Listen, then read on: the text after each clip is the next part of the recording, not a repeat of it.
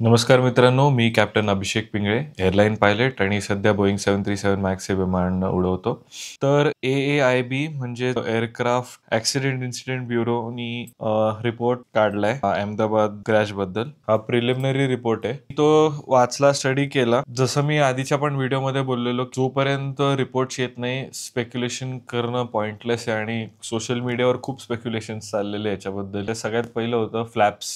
पायलट्सनी flaps घेतलं नाही, ते ॲब्सोल्युटली रॉंग आहे. रिपोर्ट्स म्हणते की फ्लॅप्स होते, करेक्ट पोझिशनला होते. आणि इनफॅक्ट हा फ्लॅप्सचा मला लॉजिक कधी कळाला नाही, कारण की जेव्हा पण इनकरेक्ट कॉन्फिगरेशन असतं टेक ऑफसाठी, जसं आपण गाडीत बसल्यावर सीट बेल्ट जर नसेल लावलं आणि ते टी टी टी वाजतं इरिटेटिंग, त्याच्यापेक्षा 10 पटीने जास्त इरिटेटिंग आणि लाऊड नॉईज कॉकपिटमध्ये वाजतो जर तुम्ही इनकरेक्ट कॉन्फिगरेशनमध्ये टेक ऑफ करत असाल. 15 पानांचा रिपोर्ट पब्लिश केलेला आहे मिनिस्ट्री ऑफ सिव्हिल एव्हिएशननी. As per the reports, fatal injuries ज्या आहेत त्या 229 प्लस 12 प्लस 19 असं आहे. म्हणजे हे 19 लोक जे आहेत ते मे बी जमिनीवर असतील. सिरियस इंजर्ड आहेत ते 67. 260 लोकांचा जीव ह्याच्यात गेलाय. आणि बाय द वे, तुम्हाला जर इंटरेस्ट असेल तर मी या रिपोर्टची लिंक डिस्क्रिप्शन मध्ये टाकेल. त्याच्यात त्या फ्लॅप लिव्हर हँडल पोझिशनचा पण फोटो दिलाय की एक्झॅक्ट लिव्हर पर आहे. तर आता जे सगळ्यात मेन आणि कॉन्ट्रोवर्शियल गोष्ट आहे, 6व्या पाण्यावर त्यांनी एक जे एअरवर्दीनेस बुलेटिन असतं आमचं, त्याचा एक पार्ट पब्लिश केलाय आणि त्याच्यामध्ये फ्यूल कंट्रोल स्विचेस आहेत, त्याच्या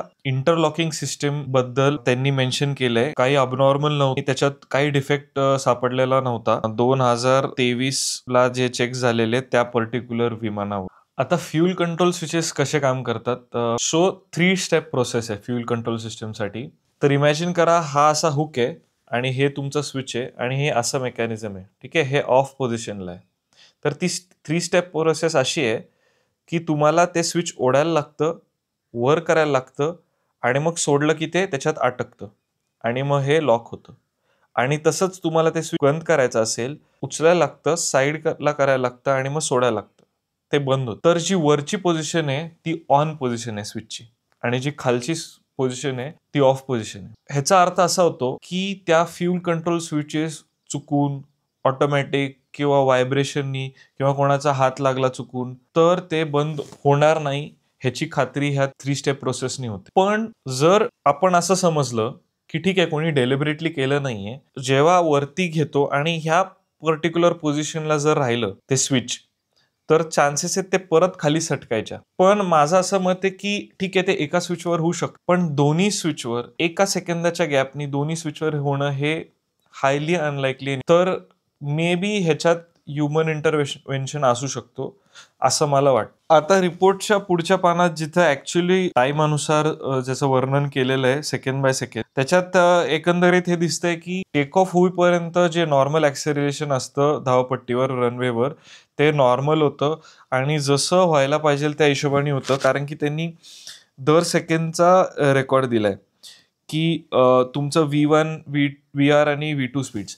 तर V1 स्पीड म्हणजे काय की त्या पर्टिक्युलर स्पीडला त्या मोमेंटला डिसाईड होतं की स्पीडच्या आधी पण विमान रनवेवर थांबू शकतो किंवा रिजेक्ट करू शकतो आणि त्या स्पीड नंतर तुम्हाला विमान रनवेवर धावपट्टीवर थांबवता येत नाही, तुम्हाला टेक ऑफ करायलाच लागतो. आणि VR स्पीड जी आहे त्याच्यातनी ऍक्च्युली ते कंट्रोल कॉलम म्हणजे ज्याला आपण विमानाचं स्टेअरिंग म्हणू शकतो, मोमेंटला ओढता त्या स्पीडला VR म्हणतं आणि ते ओढल्यानंतर विमान टेक ऑफ करतं. आता 35व्या सेकंडला त्या विमानं रोटेट झालंय, म्हणजे जमिनीवरून ते हवेत लिफ्ट ऑफ झाले. आता 42 सेकंडला म्हणजे एक्झॅक्टली 7 सेकंड नंतर रेकॉर्ड झालंय की इंजिन नंबर 1 आणि त्याच्या 1 सेकंदाच्या गॅपनी इंजिन नंबर 2 स्विच हे कट ऑफ झाले. आता साहजिक आहे, ते फ्यूल स्विचेस कट झालेत म्हणजे त्याच्यातला इंजिन मध्ये जाणारा फ्यूल सप्लाय बंद झालाय. आता लेट मी टेल यू की अशी पायलट ट्रेनिंग मध्ये कुठलीही प्रोसिजर नाहीये, कोणत्याही विमानावर नाहीये ज्याच्यात तुम्हाला दोन्ही फ्यूल स्विचेस टेक ऑफ नंतर बंद करायला लागतात. कोणतीही प्रोसिजर नाही की दोन्ही स्विचेस टेक ऑफ झाल्या तुम्हाला बंद करायला लागतात. तो दॅट इटसेल्फ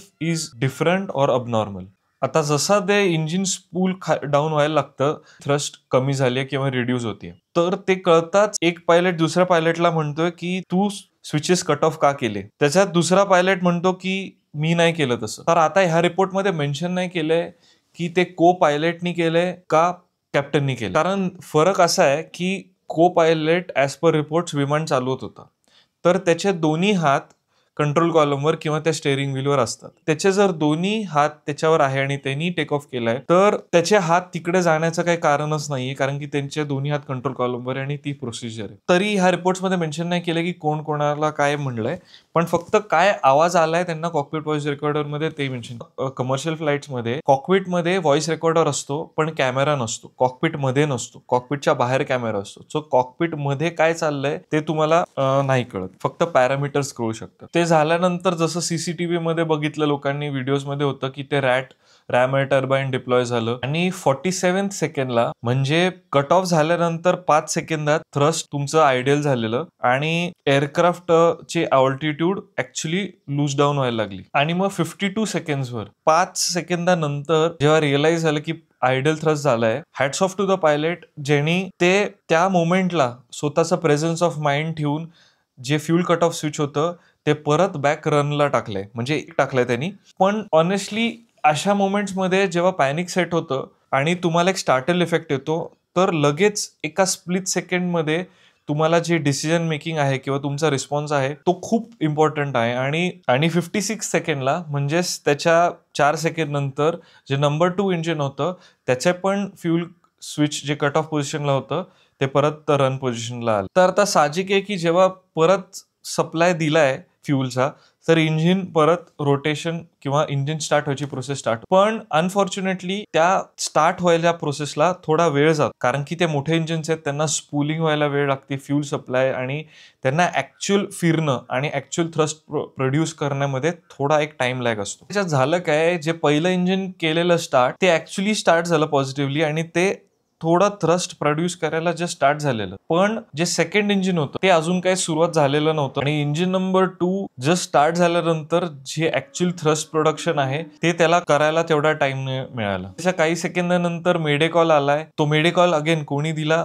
ह्याचा मेन्शन नाहीये. कॉल कोणी दिला हे का इम्पॉर्टंट असं मला वाटतं. जर विमानाचं काहीतरी वाईट करायचं असेल तर मी ती चूक रेक्टिफाय करणार नाही. मेडे कॉल ऍक्च्युली हेल्प मागणे, तर मला असं वाटतं जर मला काही चुकीचं करायचं असेल तर मी हेल्प का मागेन. तर हे थोडं कॉन्ट्रडिक्ट होतं स्टेटमेंट एकमेकांना, की सोशल मीडियावर बोलणं चालू आहे, काही फॉरेन पायलट्स बोलताय, मग लगेच आता बऱ्यापैकी पायलट्सवर ब्लेम चालू झालाय.